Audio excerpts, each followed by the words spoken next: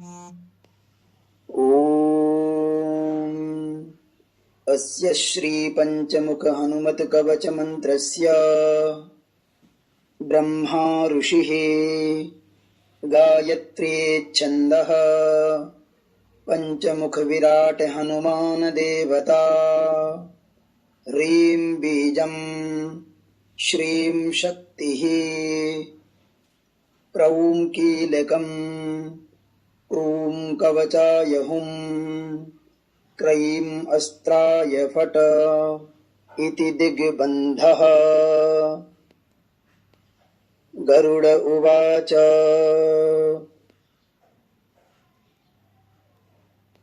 अथ ध्यानं प्रवक्ष्यामि शृणु सर्वाङ्गसुन्दर यत्कृतं देवदेवेन ध्यानं हनुमतः प्रियम्।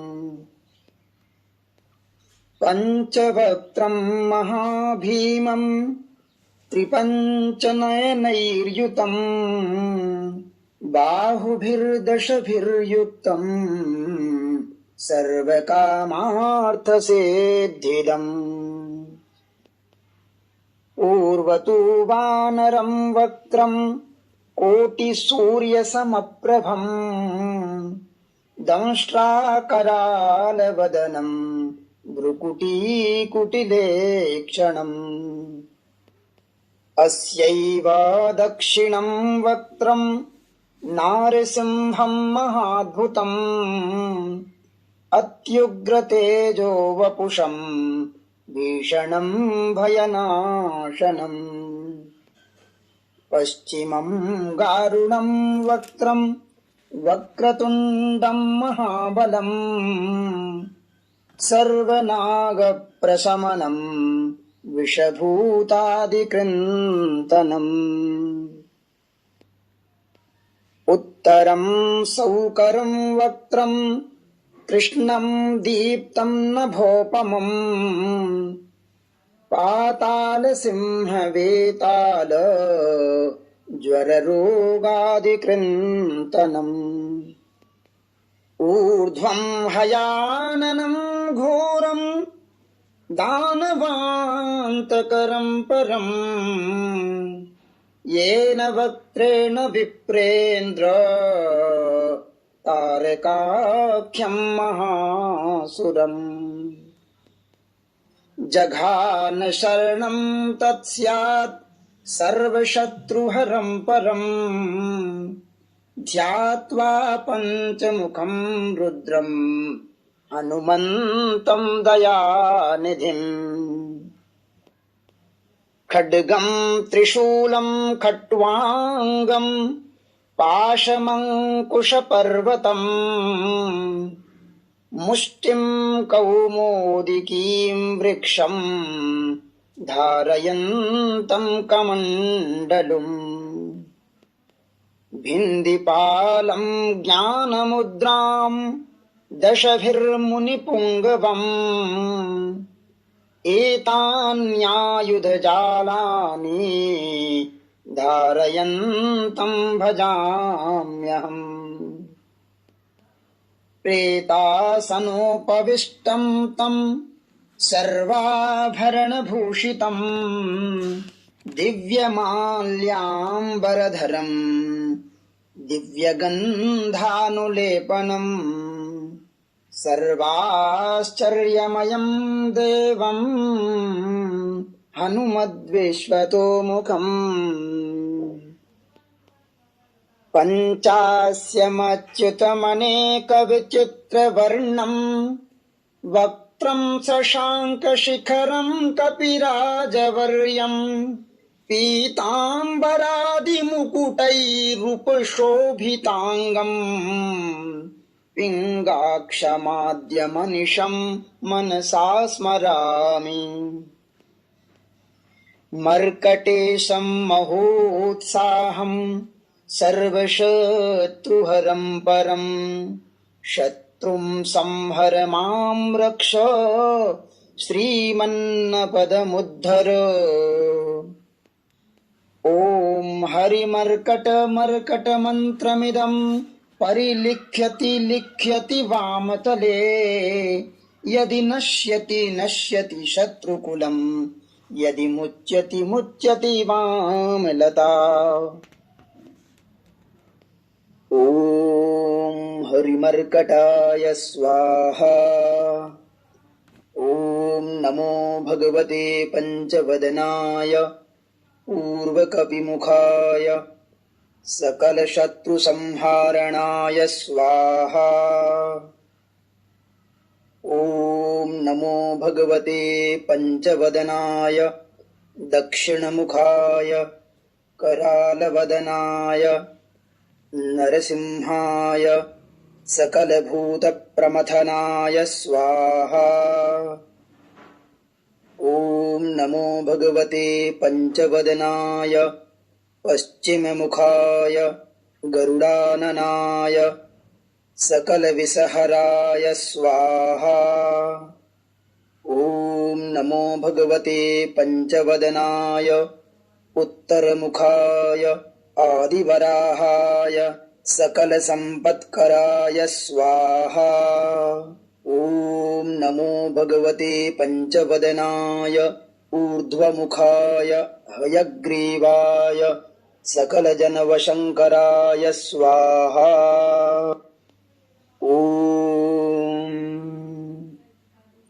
अस्य श्रीपञ्चमुखहनुमन्मन्त्रस्य श्रीरामचन्द्र ऋषिः अनुष्टुप् छन्दः पञ्चमुखवीर हनुमान् देवता हनुमानिति बीजम् वायुपुत्र इति शक्तिः अंजनीसुत इति कीलकम् श्रीरामदूत हनुमत्प्रसाद सिद्ध्यर्थे जपे विनियोगः इति ऋष्यादिकम् विन्यस्य। ॐ अंजनीसुताय अंगुष्ठाभ्यां नमः। ॐ रुद्रमूर्तये तर्जनीभ्यां नमः। ॐ वायुपुत्राय मध्यमाभ्यां नमः। ॐ अग्निगर्भाय अनामिकाभ्यां नमः। ॐ रामदूताय कनिष्ठिकाभ्यां नमः। ॐ पञ्चमुख हनुमते करतलकरपृष्ठाभ्यां नमः इति करन्यासः। ॐ अंजनीसुताय हृदयाय नमः। ॐ रुद्रमूर्तये शिरसे स्वाहा। ॐ वायुपुत्राय शिखायै वषट। ॐ अग्निगर्भाय कवचाय हुम्।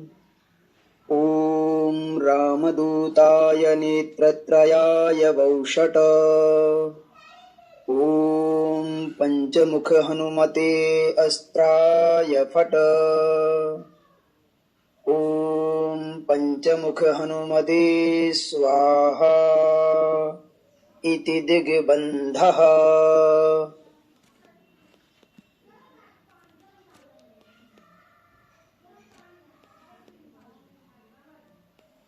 वन्दे वानरनारसिंहखगराट् क्रोडाश्वक्रान्वितम्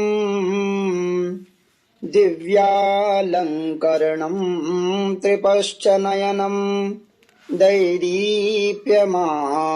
रुचा हस्ताब्जैरसिखेटपुस्तकसुधा कुम्भाङ्कुशादिहलम् खट्वाङ्गम् फणिभूरुहं दशभुजम् सर्वारिवीरापहम्।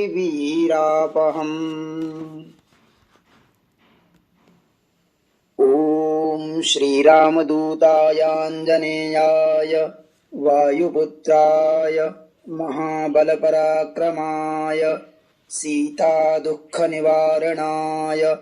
लङ्कादहनकारणाय महाबलप्रचण्डाय फाल्गुनसखाय कोलाहलसकलब्रह्माण्डविश्वरूपाय सप्तसमुद्रनिर्लङ्घनाय पिङ्गलनयनायामितविक्रमाय सूर्यबिम्बफलसेवनाय दुष्टनिवारणाय दृष्टिनिरालङ्कृताय सञ्जीविनी सञ्जीविताङ्गद लक्ष्मणमहाकपि सैन्यप्राणदाय दशकण्ठविध्वंसनाय रामेष्टाय महाफाल्गुनसखाय सीतासहित रामवरप्रदाय षट्प्रयोगागमपञ्चमुखवीर हनुमन्मन्त्रजपे विनियोगः। ॐ हरिमर्कटमर्कटाय बं बं बं बं बं फट् स्वाहा। ॐ हरिमर्कटमर्कटाय फं फं फं फं फं फट् स्वाहा। ॐ हरिमर्कटमर्कटाय खें खें खें खें खें मारणाय स्वाहा। ॐ हरिमर्कटमर्कटाय लुं लुं लुं लुं लुं आकर्षित सकलसम्पत्कराय स्वाहा। ॐ हरिमर्कटमर्कटाय धं धं धं धं धं शत्रुस्तम्भनाय स्वाहा।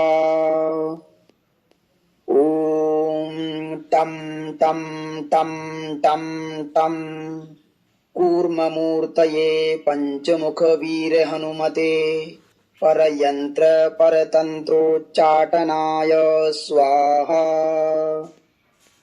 ॐ कं खं गं घं गं चं छं जं झं यं तं ठं डं ढं णं तं थं दं धं नं पं फं बं भं मं यं रं लं वं शं शं सं हं लं छं स्वाहा इति दिग्बन्धः। ॐ पूर्वकपिमुखाय पञ्चमुख हनुमते तं तं तं तं तं सकलशत्रुसंहरणाय स्वाहा।